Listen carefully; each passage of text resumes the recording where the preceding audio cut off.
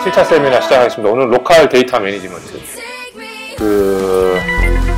로컬이라고 제가 굳이 붙인 이유는 서버, 웹 서버, 인터넷 저쪽 건너편에 있는 걸 리모트 데이터라고 얘기했을 때, 이 아이폰 전화기 내에 파일에 기록을 한다거나, 이런 내용들을 로컬 데이터라고 제가 부르기로 했고요. 오늘 주로 할 내용을 살펴보면, 프레퍼런스하고 세팅에 관련된 내용이 사실은 대부분이에요. 어떻게 하다 보니까 방향이 그렇게 잡혔는데, 그러고 나서 이제 파일 시스템 구조를 좀 살펴보고, 그리고 프로퍼티 리스트 잠깐 우리 봤었잖아요. 여기서도 이제 짧게 왜냐면 복잡할 게 없으니까 살펴보고, 그다음에 오브젝트 아카이빙에 대해서는 소개만 하고 넘어갈 겁니다. 이렇게 해서 내용을 한번 살펴보죠. 저 문 좀 닫아줘. 저거 있으니까 되게 신경 쓰인다. 마지막에 데모 프로젝트를 원래 할 생각이었는데 제가 자료를 너무 급하게 준비하다 보니까 데모 시나리오를 준비를 못했어요. 그래서 어떻게 될지 한번 보겠습니다. 시간이 허락되는 만큼만 준비를 해보죠. 역시 애플 문서 중에 프레퍼런스와 세팅에 관련된 문서가 하나 있어서 제가 그 내용을 좀 간추렸어요. 그리고 제일 마지막에 제가 참고 문헌으로 보여드릴 거고요. 요게 뭐냐면 아이폰 가지고 계시면 세팅에 들어가면 애플리케이션별로 세팅할 수 있는 화면 나오는 거 아시죠? 네, 거기에 있는 내용이라든가 아니면 내 애플리케이션만을 위한 어떤 데이터들을 미리 저장을 해놓고 다음번에 실행할 때 또 참조한다든가 이런 식으로 쓸 수 있어요. 그런 API를 기본적으로 시스템에서 제공을 합니다. 그거를 NS 유저 디폴트라는 클래스를 통해서 사용하는 걸 살펴보고, 그리고 기왕 우리 iOS 5를 중점으로 보니까 아이클라우드에도 프레퍼런스를 저장할 수 있는 방법이 있어요.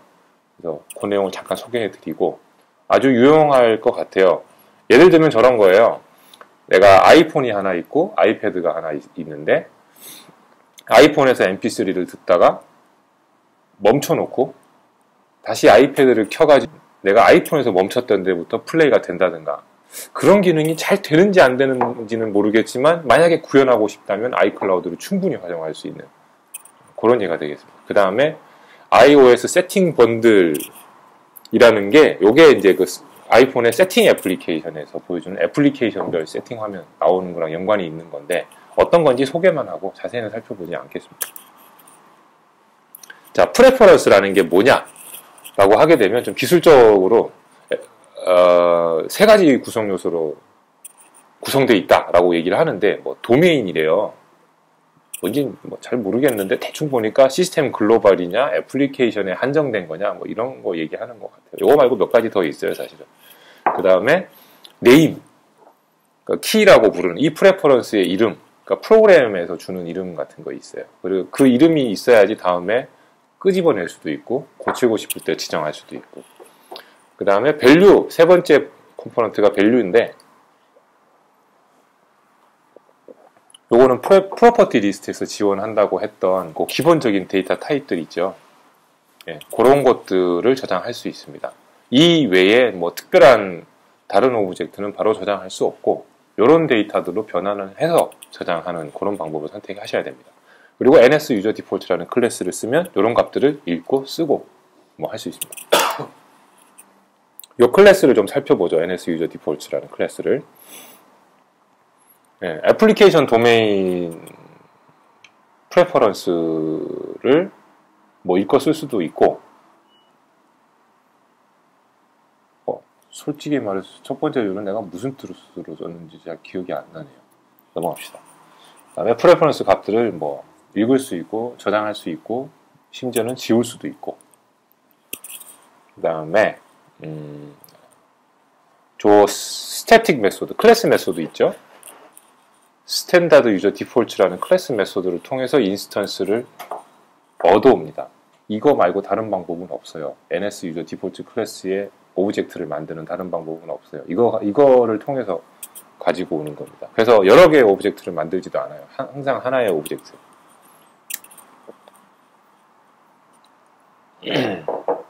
프레퍼런스를 읽고 쓰는 건 사실은 굉장히 간단하고 우리 이미 할 줄 알아요. 지난번에 예제 코드도 봤고, 그 전에 디폴트 프레퍼런스라는 게 있어요. 예를 들어서 뭐 AAA라는 이름에 뭐 프레퍼런스 키가 있어서 프로그램에서 이제 시작할 때 AAA라는 프레퍼런스의 값은 뭐냐라고 읽어보는 코드를 짤 수 있을 거잖아요. 그 전에 아무런 준비도 안 해놨으면 제로 아니면 닐이 리턴이 돼요. 그 프레퍼런스의 값을 써둔 적이 없었으면. 근데 거기에 이제 디폴트 프레퍼런스 값을 설정할 수 있는 방법이 있어요. NS 유저 디폴트 클래스 써가지고. 그리고 그 디폴트 값들이 저장되는 곳이 아까 그 도메인 얘기 잠깐 했었죠. NS 레지스트레이션 도메인이라는 이름의 도메인이 있어요. 거기에 저장이 됩니다. 임시적으로 애플리케이션이 실행되는 동안에만. 시간 없으시니까 답답해하시는데 빨리 할게요. 시간 많아요. 도메인이에요? 예? 도메인? 도메이션 오타네요. 오타. 예. 아, 지적질의 천재. 지적질 전문가 가이아. 왜 안 갈구나 했어. 빈달루. 지적질 전문가 빈달루, 추측 전문가 실버님.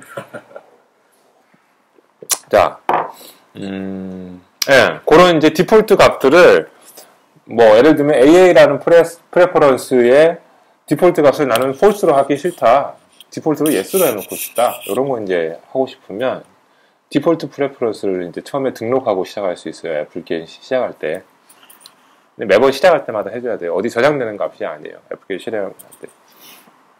등록하는 방법은 딕셔너리 하나 쫙 만들어요. 딕셔너리에다가 뭐 값은 뭐 값은 뭐 이런 식으로 쭉 넣어놓은 다음에 한번 딱 불러줘요. 레지스터 디폴트라고. 애플리케이션 딱 시작할 때 한번. 그럼 그 다음부터 애플리케이션 내부에서 이 프레퍼런스의 값은 뭐지? 했는데 저장된 적이 없으면 이 디폴트 값들이 리턴되는 거죠. 뭐 기술적으로 예. 유저 디폴트 타입이 예. NS 스트링, NS 뭐 넘버 뭐 그런 거 다 있다고 하지 않았나요? 다시 한 번요. 타입. 데이터 밸류의 데이터 타입이요? 아, 그럼 밸류. 예. 그러면 유저 디폴트는 무조건 딕셔너리 안에 저 밸류들이 들어가는 건가요? 그렇죠. 그리고 밸류만 넣는 게 아니라 이제 이름을 줘야지 알겠죠, 그죠? 값 하나만 넣을 건 아니니까 키하고 값하고 이렇게. 어쨌든 딕셔너리에 넣어야 된다는 거죠. 디폴트 값을 등록하고 싶으면. 예. 이거 왜냐면 딕셔너리 쓰는 이유는 여러 개의 디폴트 값들을 한 번에 등록하려고. 예. 그래서 이제 코드에서 예제를 날로 아니 키노트에서 애니메이션만 나오면 감탄사를 내는 사람 딱 한 사람 있어요. 아니 근데 그 화살 날라는 거에 비해서 많이 발전한 거잖아요. 아 그래? 많이 좀 심플해졌죠, 그죠? 과학을 금치 웃겼어. 모 회사는 파워포인트 안 쓰나 봐요. 모 회사가 뭐예요? 모 회사. 자, 쓸데없는 소리니까 넘어갑시다. X가 말고 이쪽. 그러니까 키노트라. 아, 파워포인트랑 키노트랑. 애니메이션 많이 넣어야겠네. 그것도 밑에 또 디스 자막 깔겠죠. 디스 자막 좋아하시죠? 네. 디스 자막. 요즘 귀찮아서 안 넣어요. 자, 지금 요 메소드 보신 적이 있는지 모르겠는데 애플리케이션 그 델리게이트라는 클래스가 매 프로젝트마다 하나씩 들어가 있어요. 거기에 기본적으로 여기 하나 생성이 되는데 요 메소드가요. 이름을 가만히 보시면 애플리케이션이 론칭을 끝냈다. 즉 애플리케이션이 처음에 론칭 딱 되자마자 한번 불리는 메소드가 있어요. 여기에다가 우리 아까 디폴트 값 프레퍼런스를 이제 등록하는 예제를 지금 하는 거예요. 그래서 딕셔너리 오브젝트를 하나 일단 만듭니다. 만들면서 키는 뭐 캐시 데이터. 뭐 아무렇게나 준 거예요, 이름은. 그 다음에 디폴트 값은 yes. 이렇게 해놓고 레지스터 디폴트라는 메소드를 요 NS 유저 디폴트라는 클래스의 오브젝트에다가 한번 딱 불러주면 이 뒤로 이 애플리케이션이 종료될 때까지는 이 프레퍼런스가 한 번도 세팅된 적이 없으면 요 yes가 리턴되고 중간중간에 내가 no로 바꿀 수도 있고 그럼 그때도 no가 읽어지겠죠. 이런 식으로 쓸 수 있습니다. 질문 있으세요? 워낙 뭐 깔끔해서. 자, NS 유저 디폴트에 값을 이제 읽어오는 메소드들이 뭐 되게 많아요. 많은 이유는 편하라고 있는 거기 때문에 많아서 피곤해 하실 필요 없어요. 어떤 키를 주고 어레이 값을 내놔라. 불 타입으로 가져와라. 이건 NS 데이터 오브젝트로 가져와라. 딕셔너리로 가져와라. 그러니까 딕셔너리로 들어가 있어야 딕셔너리로 나오는 거예요. 다른 타입들도 마찬가지고. 예? 불인데. 오타요. 제가 이 슬라이드 쇼에 좀 집중을 해달라고 제가 지뢰를 하나씩 설치해 놓은 거예요. 저런 소리 할까봐 내가 얘기를 안 했는데. 뭔지 알겠잖아요, 그죠? 이제 플로 타입. 이거 고쳐야겠네. 인테저, 뭐 설명이 필요 없죠? 오브젝트 포키. 이거는 아이디가 리턴돼요, 그냥. 그러니까 아무거나 아무 키나 지정을 하면 ID 타입으로 리턴이 되고, 그게 뭐 원래 플롯이었으면은 뭐 NS 넘버가 나올 거고, 스트링이었으면 NS. 그다음에 스트링 어레이를 이제 또 저장할 수 있거든요. 그럼 그거 가지고 오는 거. 그러니까 뭘로 저장했는지를 알기 때문에 뭘로 불러야 될지 아시는 건 거예요. 걔 할 때. 뭐 특별한 거는 URL이 있다는 거. 이거 좀 편해요. 아까 데이터 타입 중에는 왜 NS URL 타입이 없었잖아요. 내부적으로 뭐 아마 NS 스트링이나 NS 데이터 같은 걸로 변환해서 저장할 텐데 우리는 URL을 그냥 바로 넣었다가 빼고 싶잖아요. 그러면 이제 고를 때 편하게 쓰라고 넣어놓은 거예요. 예제.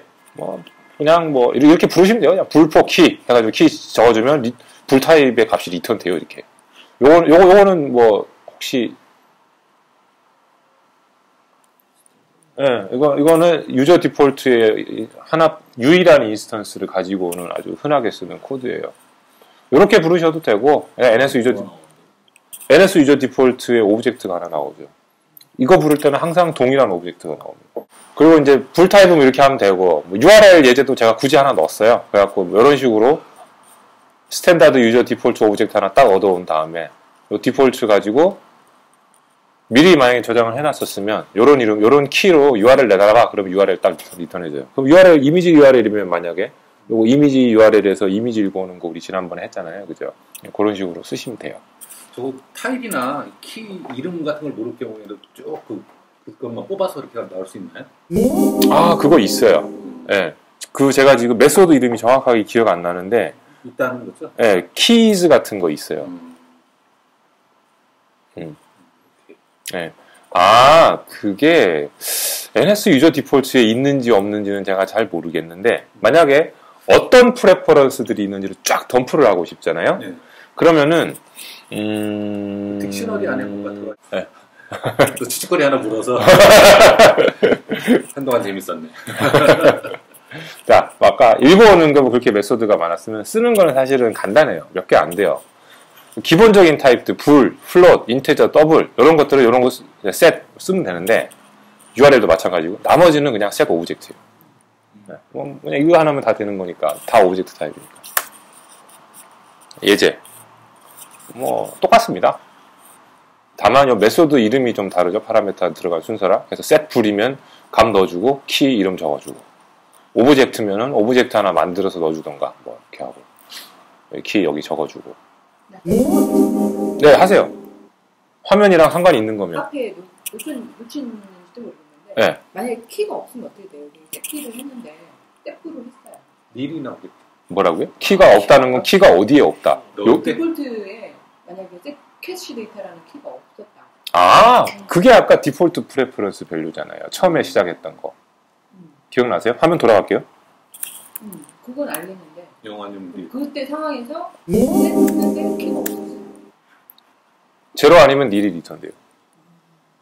그러니까 이게 불 타입이면 노가 나오고 플롯 타입이면 제로가 나오고 인테저면 스트링이면 닐이 나오고 타입이 뭐냐에 따라서 오브젝트도 닐이 나오고 오브젝트면 닐이 나오고. 사실 이 순서를 디폴트 프레퍼런스를 나중에 했었어야 돼요, 그죠? 그러니까 요거 다음에 게팅 세팅 다음에. 어쨌든 설명은. 네. 자, 저렇게 해놓고 나면 값이 사실 시간이 조금 지나면 자동으로 저장되기는 해요.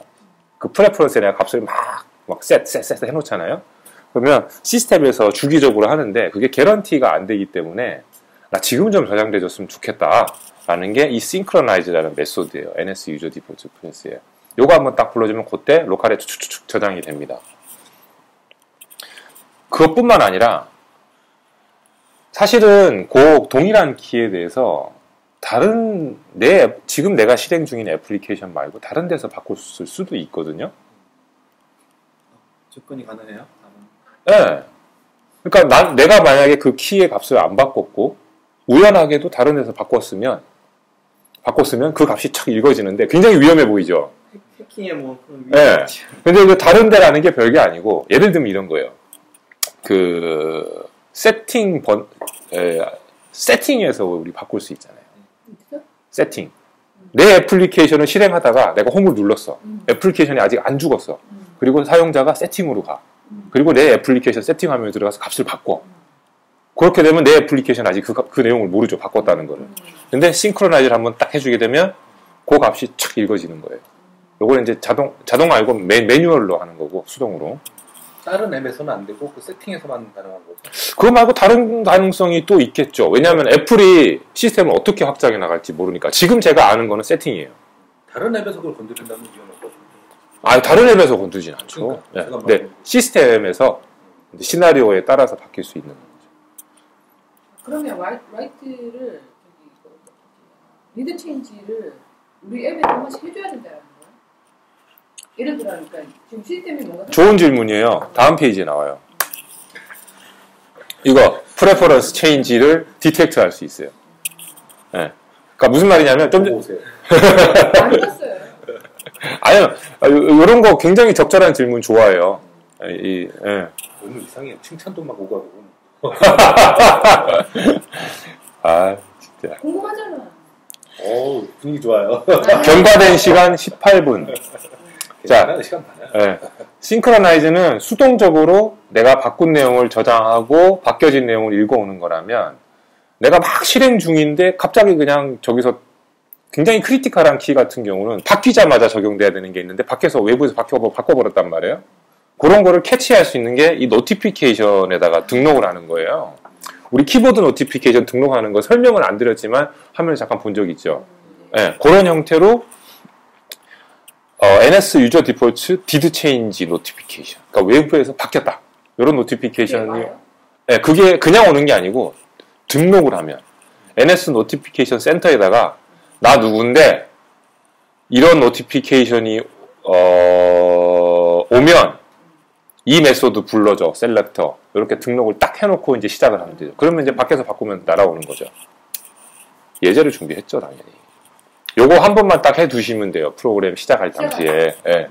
그래서 디폴트 센터 이건 이제 노티피케이션 센터 사용법이니까 뭐 이런 식으로 가지고 와서 나라는 건 주로 이제 UI 뷰 컨트롤러거나 뭐 어느 오브젝트든 그 메소드가 그러니까 호출될 메소드를 만들어 둔 곳이기만 하면 돼요. 중요한 거는 요거예요. 네임. NS 유저 디폴트 디드 체인지 노티피케이션. 이렇게 해주면 밖에서 딱 바뀔 때마다 이게 탁 호출이 돼요. 요거는 뭐 테스트하기 쉬우니까 한번 해봐도 될 거예요 아마. 네, 대신에 그러려면 세팅 번들을 만들어서 애플리케이션에 등록해주고 하는 과정이 좀 셀프 스터디가 필요합니다. 그러면은 요 메소드가 딱 호출이 되면 호출이 됐으면 어떻게 해야 되지? 뭐 할 거 없어요. 그냥 요 NS 디폴트 오브젝트가 여기서 넘어와요. 노티피케이션에 오브젝트라는 메소드를 통해서 가지고 온 다음에 거기에서 이제 값을 하나. 내가 관심 있는 값이 있잖아요. 그걸 갖다가 이 값이 바뀌었단 말이야? 그리고 물어보고 확인하고 그렇게 하시면 돼요. 네. 세팅에 들어가는 거 있잖아요. 네. 유저 디폴트 쓰면 세팅이 그냥 자동으로 생기는 거예요. 아니에요. 따로 해줘야 돼요. 따로 해줘야 되는데 오늘 자세히 안 다룰 겁니다. 뭔지만 알려드릴 테니까 그 자세한 내용은 이 문서, 원본 문서를 한번 보시면 될 거예요. 제목이 제가 잘 기억이 안 나는데 마지막에 적어놨어요. 그 애플에 있는 기본 문서 중에 하나예요. 세팅과 프레퍼런스에 관련된 문서 있어요. 네. 거기에 있는 세 가지 큰 카테고리의 내용 중에서 두 가지를 제가 정리를 하고 나머지는 소개만 하고 끝내려고 그러는 거예요. 이제 로컬 데이터, NS 유저 디폴트 얘기는 끝났고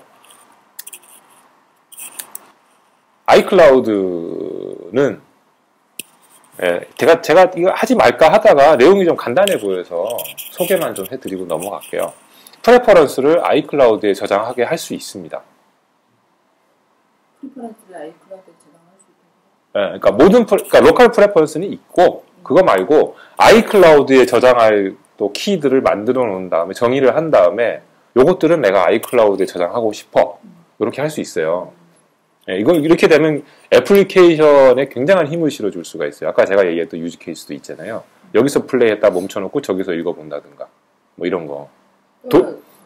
무슨 얘기냐면 한 사용자가 두 개의 앱을 아까 하나의 앱을 두 개의 디바이스에서 사용을 한다거나 그럴 때는 이제 기본적으로 힘을 발휘하고 심지어는 내가 만든 두 가지 다른 애플리케이션 사이에서도 이런 걸 공유할 수 있어요.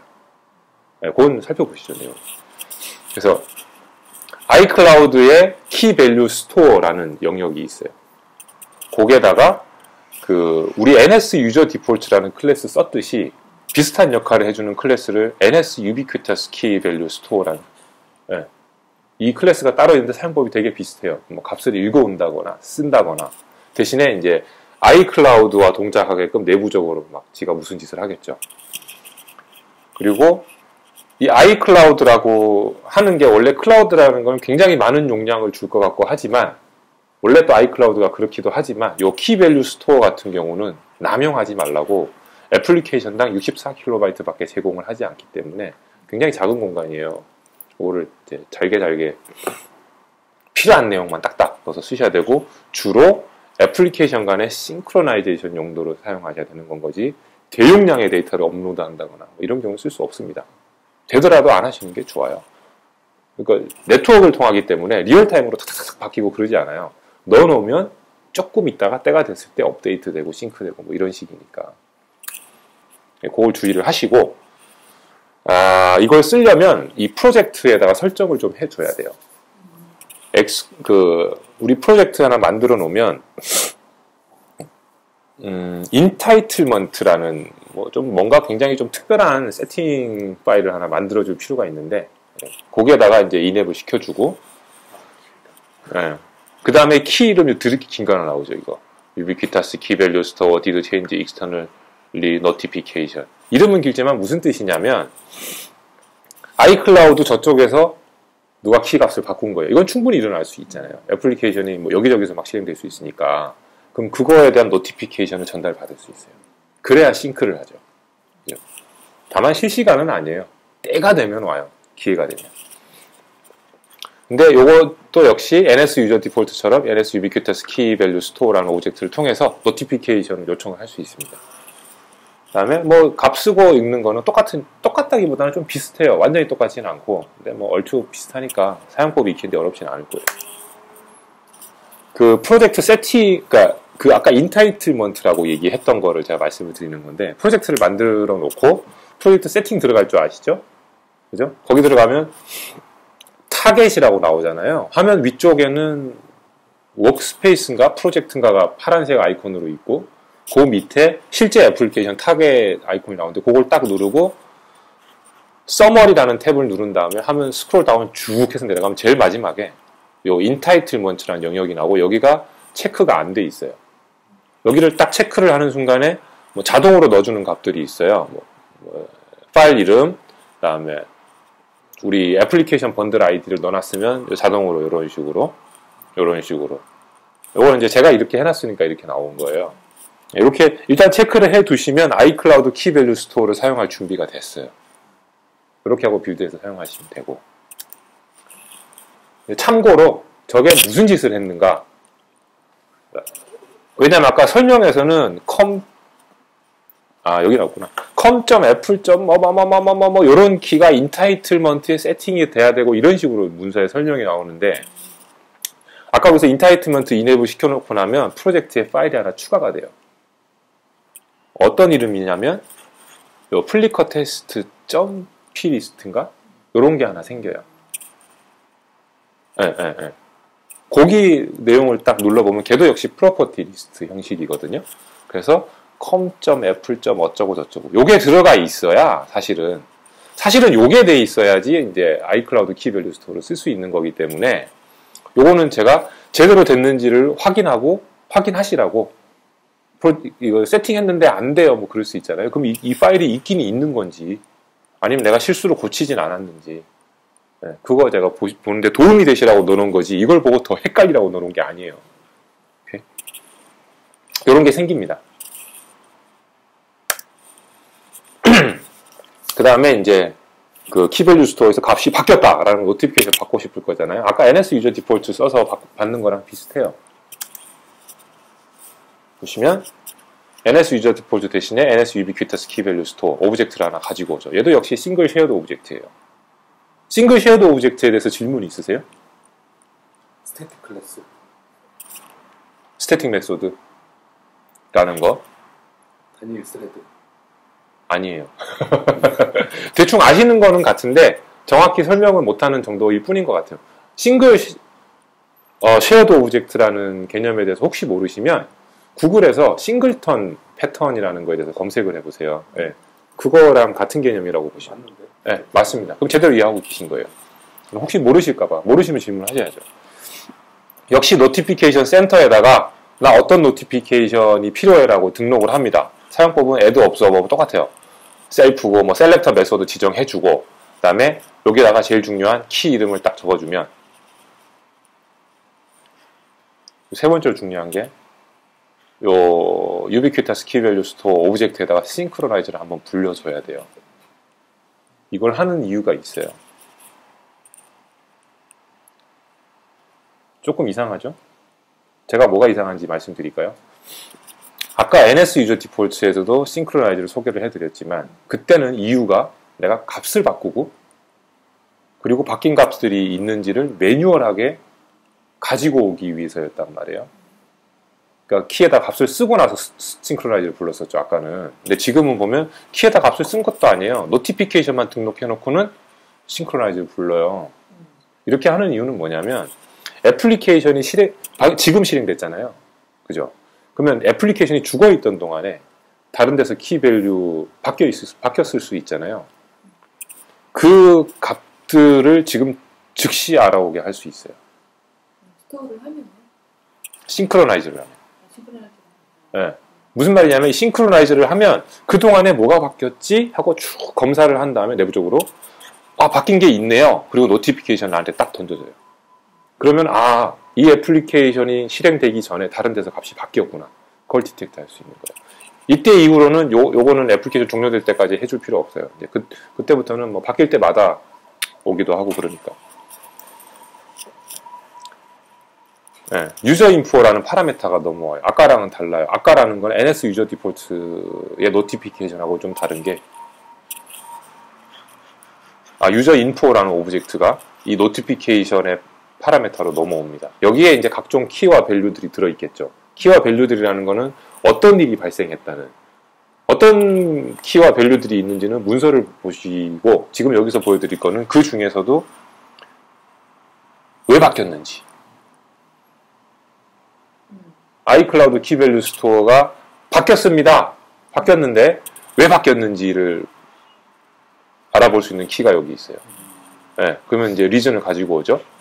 근데 없으면 이유가 없으면 뭐 우리는 관심 없어요. 바뀌거나 말거나 싶은 뭐 바뀐 이유가 없대는데 됐고 바뀐 이유가 있으면 요 인티저 값으로 이제 여러 가지 값들을 가지고 올 수 있는데 그 중에서도 여기서는 뭐 서버 체인지, 네, 뭐 이니셜 싱크 체인지 뭐 이런 게 있나 봐요. 이게 무슨 뜻인지는 문서 보세요. 저는 뭐 뭔지 잘 모르겠어요. 저도 이거 프로그램 해본 적 없어요. 네.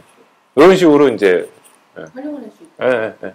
아이클라우드 쓰면 기본적으로 해줘야 되는 코딩들이에요. 그러면 이제 바뀌었다고 노티피케이션이 왔고 그러면 뭐가 바뀌었는지 알아야 될 거 아니에요. 뭐가 바뀌었는지 알려줘요, 얘가. 역시 아까 그 메소드 아닌데 요 유저 인포 있잖아요. 여기에 바뀐 키들 내놔봐. 그럼 바뀐 키들의 어레이를 딱 비탄해줘요. 네. 그리고는 이제 이 바뀐 키들에 대해서 이제 루프를 돌면서 뭔가 할 수 있고 이렇게 하죠. 그러니까 지금 세 가지 설명 있잖아요. 바뀌었나 안 바뀌었나 그 노티피케이션 하는 거랑 그다음에 바뀐 내역, 그죠? 그다음에 저거 왜 바뀌었냐 이 세 가지가 저 유저 인포에 다 들어있는 거예요? 노티피케이션에 다 들어있다고 봐야죠. 노티피케이션에 유저 인포가 들어있으니까. 노티피케이션은 바뀌었다는 사실이고, 유저 인포는, 바뀐 내용에 대한, 자세한 정보고, 그 자세한 정보에는 이유가 있고, 뭐가 바뀌었는지가 있고, 그러면 바뀐 값들은 어디 있느냐? 그거는 스토어에서 읽어와야죠. 스토어 오브젝트에서. 요 어디 갔지? 거기 스토 밑에. 네. 여기다 유비큐터스 키 밸류 스토어라는 오브젝트에서 값은 읽어오면 되죠. 바뀐 키들은 여기 있으니까. 결과적으로 노티와 대충 두 가지를 네. 근데 중요한 게 있는데 뭐냐면 실시간으로 일어나지 않아요. 이 변화에 대한 노티피케이션이. 네. 그럼 결국 저 두 가지가 날라온다고 봐야겠네요. 방금 누구 해봐서 아는데. 뭐 해봐서 아시는 분들이 많죠. 많죠. 요즘 세상에. 아니 별짓을 다 해봤어요. 안 됐다.